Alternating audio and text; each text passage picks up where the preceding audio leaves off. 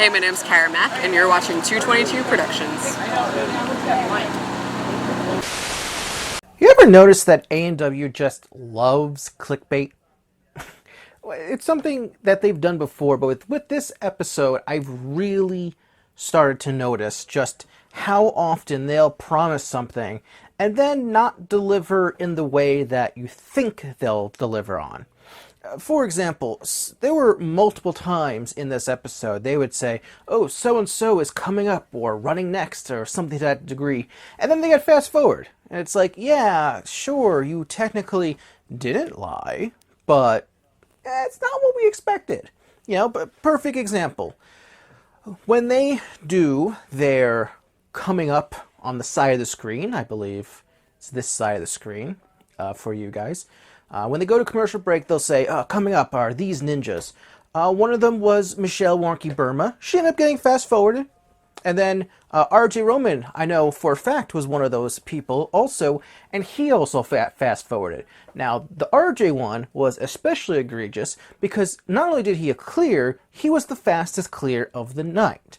And I have always been an advocate for ANW showing the fastest run of the night. It's something that I think you should just, do. And the fact that they fast-forwarded him was, in my opinion, pretty silly.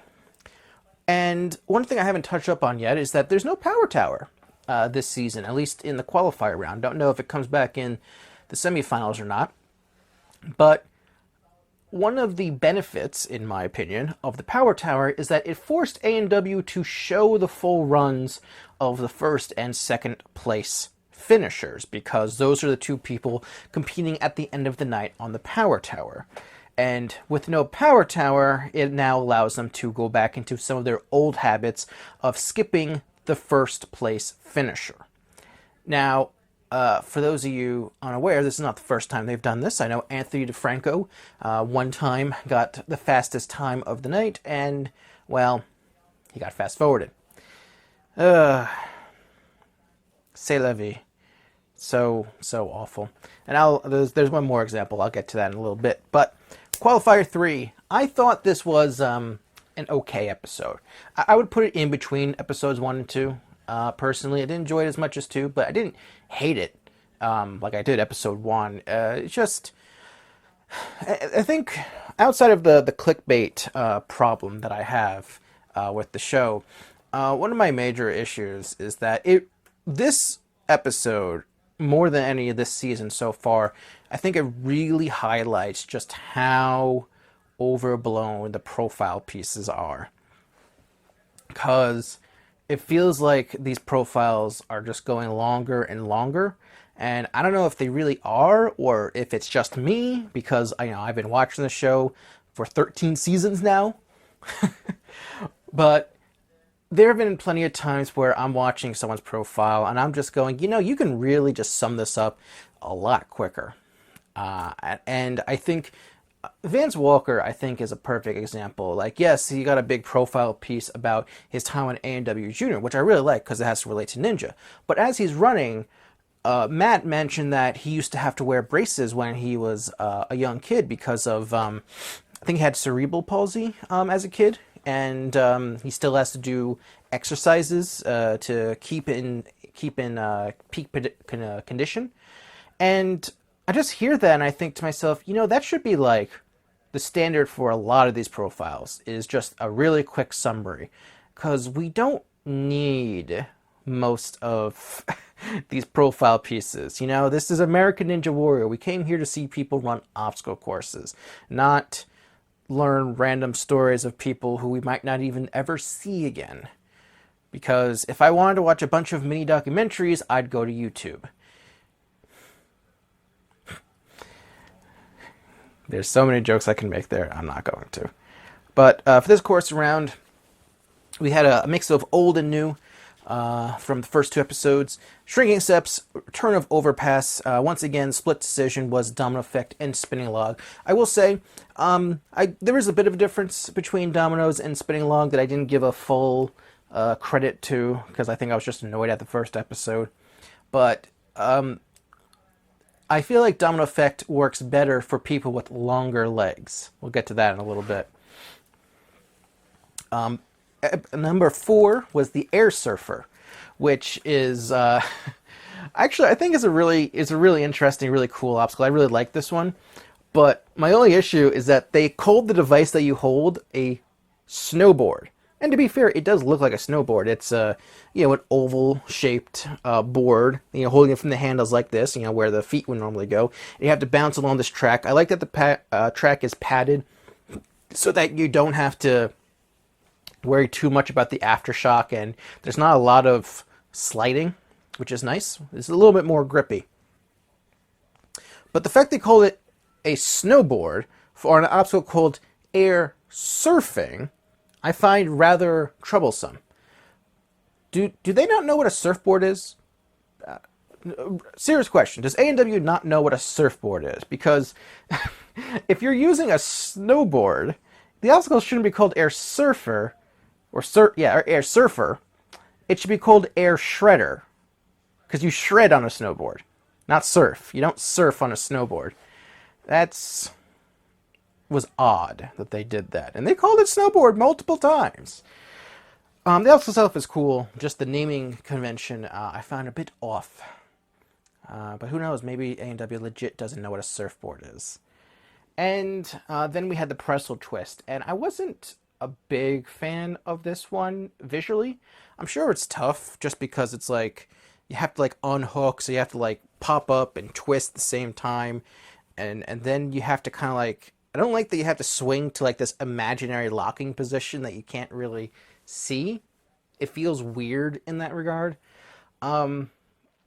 Yeah, visually, I just didn't care for it. Like, I didn't hate the obstacle. It's just like, I don't know. It's just, I appreciated the added flair of making the handles actual pretzels looking. I appreciate that. But the obstacle itself, I felt, was a bit barren and just, just didn't do much for me. And then, of course, the warped walls ended off like it always does. Ever since Season 1, it's always been the warped walls as the final obstacle of Qualifier. It's the one thing that has literally never changed. Period.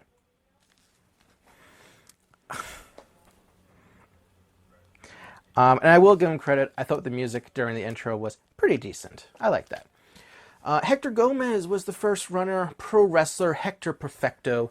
Really enjoyed that. Failed in the air surfer. Won't be seeing him again. They're really going for all these Olympics, really promoting the Olympics this time around.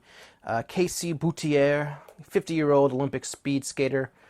He got the pretzel catch. He made it to the pretzel catch. He's moving on. Really nice to see. One run I really want to talk about is Brandon Mears. Big guy, one half the Towers of Power.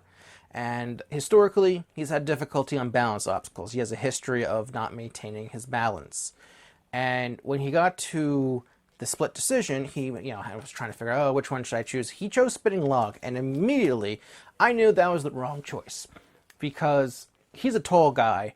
Domino effect works perfectly for taller guys. I know that your weight can affect the dominoes, but I feel like heavier guys are at a bigger disadvantage on the spinning log because you can get that thing to spin faster with your body weight. That's my opinion.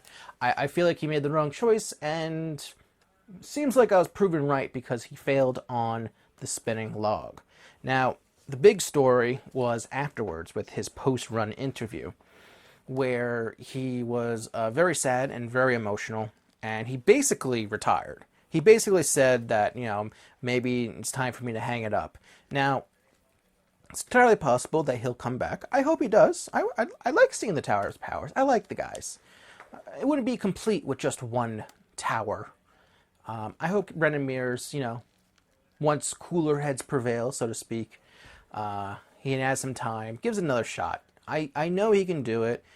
I think a lot of it is in his head. He can do it.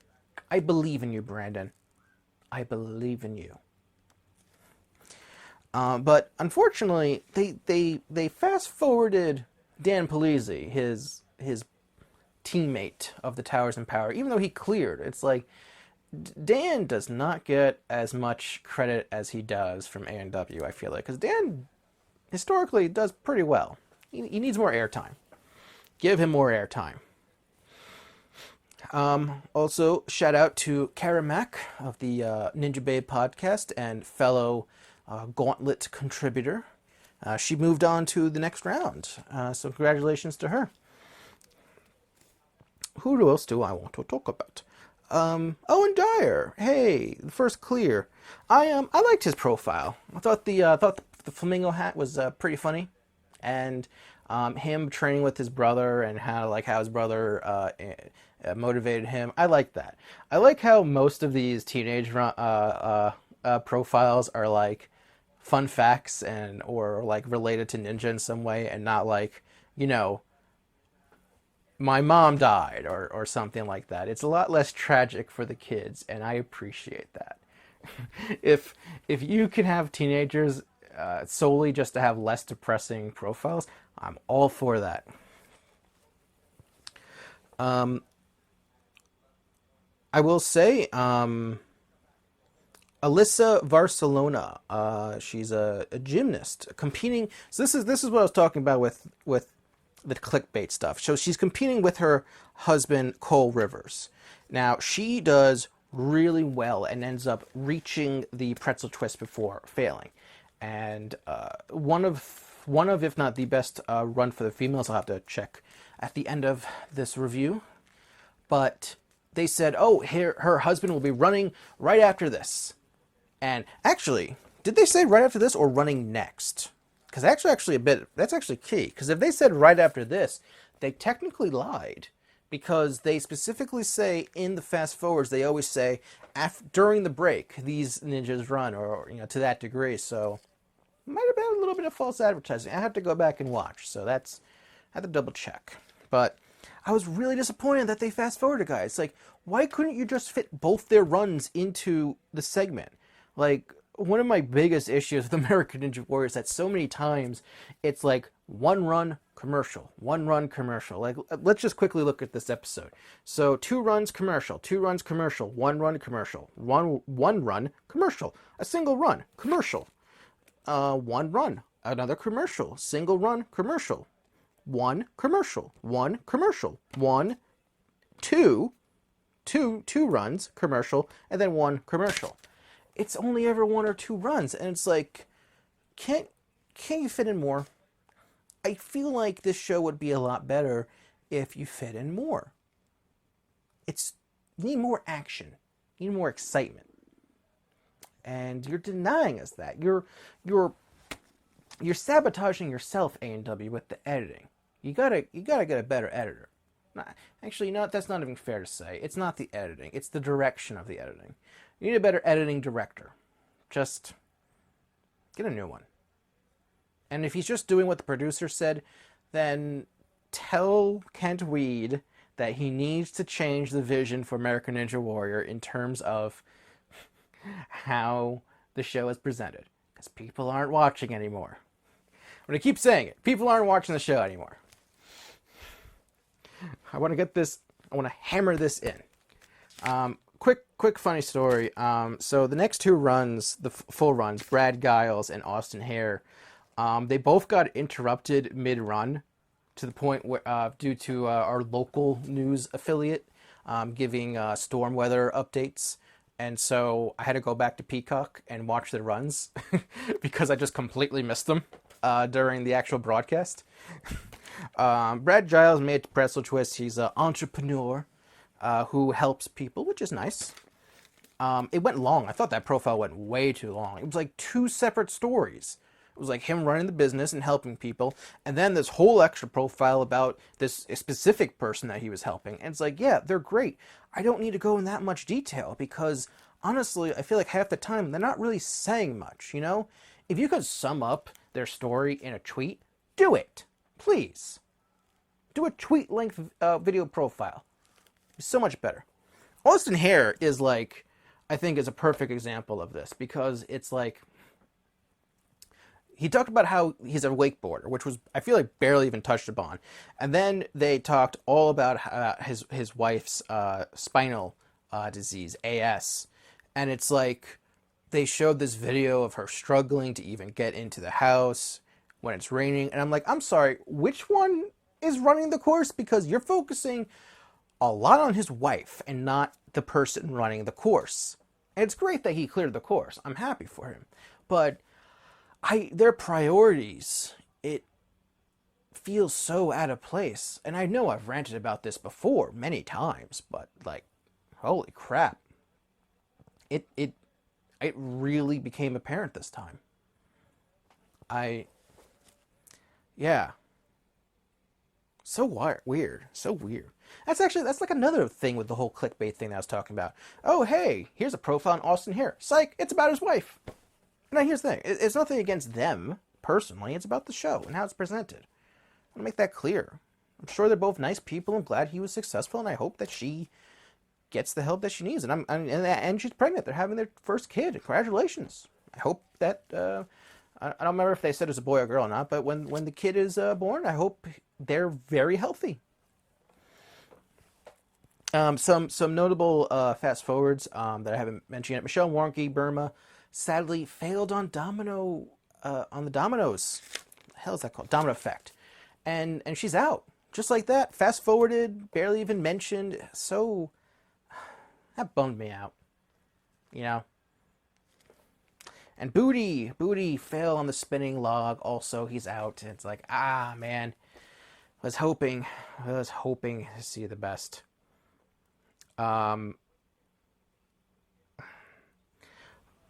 Bryce Buckland had a good run. I liked his run. The profile on his dad, I thought it was a little much, and I'm sure he appreciated the cheap trick message. I will say that, but these profiles aren't needed, man. At least not to this degree. Michael Johnson. Man, I was really hoping he'd do better. I don't think he's moving on. But he passed the dominoes. He's just as big as Brandon Mears. That kind of just really hammers my point earlier about how Brandon should have chose the dominoes. Because he cleared the dominoes. He chose the dominoes. But unfortunately, he went on an air surfer. And they skipped both Kevin Perbone and Tyler Gillette. They both cleared the course. But, guess they weren't good enough. Brett Hernandez-Strong, a 19-year-old camp counselor. This was a surprising run. Kid got the mega wall. It's like, holy crap. And they were talking about how even before his run, he was talking about how he wants to be the rookie of the season, which, I mean, with all these new teenagers, that's a tall order. But honestly, getting the mega wall, that's how you make a statement right there. That's how you let people know that you're trying to be the best, because, not a lot of people have gotten it so far. It's been Joe, Brett, and one person who we'll be talking about later this episode. So that's at the end of the day, even if he fails the first obstacle of the semifinals, he gets $10,000. He's a bigger winner than most of the other competitors will be. Devin Harrison is moving on. Glad to see. Max Feinberg is a name I've seen lots on NNL. He got fast forwarded cleared, but happy to see him. I'm going to be honest. I don't... Cherry LeBlanc's mermaid thing, just nothing for me. And I honestly am surprised that she gets the attention from ANW that she gets. She did well. She did well this episode. She made pretzel twist, even though she had a very poor jump. If she's got to work on her springboard skills if she wants to make it to Vegas. And again, like I said, RJ Roman, they skipped him. They skipped his clear. That's disappointing. And they skipped Amir Malik, who was last year's Rookie of the Year, Enzo DiFiore Wilson, and Brett Sims, longtime veteran who competed back in the first season. They all cleared, and they all got fast forward. They all, they all did well, but I guess there's too many clears to feature. Grant McCartney and Nick Hansen both got shown in the same segment, and they both went out on Air Surfer, and they both got eliminated. I don't know if this is Nick's worst season, but it's definitely Grant's worst season, which was very surprising. Seeing them both go out in pretty much the same way by overshooting uh, on the air surfer was very disappointing. But, that's Ninja. It happens sometimes. And then the final run was Vance Walker. Now, like I mentioned before, he got featured on being a two-time champ of ANW Junior. He's won both seasons in his age group. I don't know if you can even watch ANW Junior the first two seasons on Peacock or not, because they both featured Drew Drechsel as a coach, which is a bit awkward in hindsight. A little awkward, considering what he's in jail for, involving children. But he's 5'5", 16. Like I said before, they didn't even show it. They just mentioned in passing that he used to wear braces as a kid. And he did really well. He answered, I thought this was funny. He answered Akbar while doing the pretzel twist. I believe Akbar said, you better believe, like, is he going to go for the mega wall? And Vance just says, yes, I am, or something to that degree. And he went for the mega wall. And he got it. And he is officially the shortest and youngest person to win 10 grand on the mega wall. It was really nice. It was a good end. It was kind of bold ending with Vance Walker, just because it's like, he's new to the show, he's been on ANW Junior both seasons, but the most people who watch ANW did not watch ANW Junior, it was on Universal Kids. Like, I bet most people aren't even aware they have Universal Kids, of the ones who have it as part of their cable programming. But they really want to highlight a star, and so I think that he is probably going to do well this season. That's my prediction. And overall, like I said, it's a middle of the road kind of episode. There's stuff I liked, stuff I didn't like. Nothing too offensive this time around in terms of profiles. Just a lot of really long profiles. It just felt long. I think that's kind of my thing right now, is that, like, episodes 1 and 3 have felt long. Like, 1 felt really long, like too long. And 3 felt kind of long too, just because it's like, I really want to just see runs. I feel like this is a main complaint that I've had before many times, but I will never stop saying it. And and you can't convince me that this formula is good for the show, because the ratings don't agree with that. This is not shaping up to be a good season ratings-wise, and I would like things to turn around, but who knows? We'll have to see what happens. But let's talk about some stats. Overall, we had 5 people fail the shrinking steps, 17 fail overpass, 8 failed domino effect, 4 on the spinning log, 10 failed air server, 17 failed pretzel twist. No one failed the warped wall, of course, because if you can make it to the warped wall, chances are you're not going to fail it. And we had a grand total of 12 people clear the course. 2 of those were mega wall clears. And these are your people moving on to the semifinals.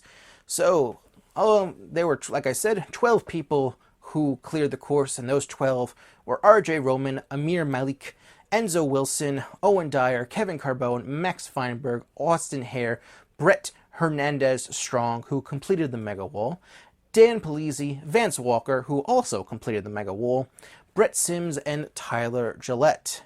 Then we have the people who failed pretzel twist in Wei Wei Quinn, Nico Gentry, Devin Harrison, Kenny Tran, Shaq Leach, Deshaun Harris, Josh Wagg, Ben Whitlow, Josh Singleton, Bob Reese, Brad Giles, Todd Bourgeois, who, wow, they didn't even feature him at all. Casey Boutier, Glenn Davis. Oh, wow, they completely skipped Glenn Davis, too. Alyssa Barcelona, Charity LeBlanc, and Tony Miles. And wrapping up the top 30 is Lenny Lopez, who failed Air Surfer. And the 3 women rounding up the top 5 For the women was Megan Bunway, Kara Mack, and Heather Wessinger, who all failed Air Surfer. So, in the end, you know, it was an okay episode. I hope for the next episode we get a little more variation in obstacles. I kind of fear that, kind of interesting what they're going to do, because part of me thinks that we're just going to see some of the obstacles from episode 2 back, but there's 5 qualifiers, so what are they going to do for episode 5? I don't know. We'll have to see what happens. But, yeah. I just want the show to be better. And I want people to watch the show. I want Ninja to last forever, but I don't know. Maybe I'm just down. Thank you all very much for watching. If you haven't, please subscribe and then check out my review of American Ninja Warrior Season 13, Episode 2. Thanks you all very much for watching. I'll see you next time.